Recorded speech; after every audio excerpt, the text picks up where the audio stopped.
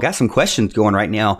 White is saying thoughts on the 3:30 kickoff against Wake Forest. I'm actually kind of excited for it.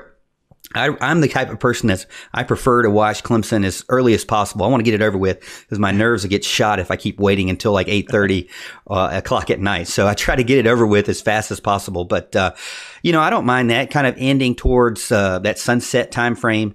And well, really now with the time change, it's going to be dark by the time the game's over, probably. But Yeah. I don't mind that. I think it's going to be an exciting game. I look forward to Wake Forest and Clemson, kind of being two ranked teams going at it. Hopefully, kind of help that Clemson schedule out, that strength of schedule, as everybody likes to pick on Clemson about. Yeah. What do you think? I just don't like the 3:30 games as much. I like the night games a lot, and I like the 12 o'clock. It's funny because I never used to like the 12 o'clock games at all. But at 3:30, it seems like you miss everything. You miss all the 12 o'clock games because you're getting to the game, and getting your tailgate in, and then you miss the beginning of the night games because you're getting home from the game. So 3:30 is kind of stinks for me. But you know what? Hey, I'm gonna be in the valley just like always, so it doesn't really matter. As long as I get to watch my Tigers, I can deal with not watching anybody else. But I do like to see the other good games on the day for sure. Why in the world do you miss other games? This doesn't make any sense to me. Is that because you're at the Clemson game? That's right.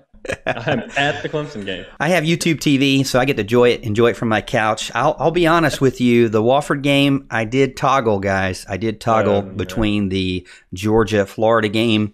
And, to be honest with you, the more I watch these SEC teams that get shoved down our throat in these primetime games, the more I see teams that could compete very well in the Atlantic or in the Coastal Division. To be honest with you, I don't see much different from these guys versus Virginia or a Miami or a Virginia Tech. They all have problems.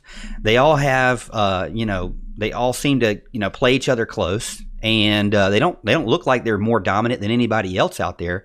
But we get fed that the SEC is just leaps and bounds above everybody. Just because you're a 1 or 2 loss SEC team doesn't mean you wouldn't be a 3 or 4 loss team in another conference. In my opinion, the SEC has more weaklings to beat up on. Yeah, no doubt about it. I mean, it's same old propaganda, different week. It is what it is. We get the same spiel all the time. And again, we're going to have to prove it in the playoffs like we've done, in years past. So I'm okay with that as long as it's in the playoffs where it's happening and we can show the ACC can do something too. I'm all for it.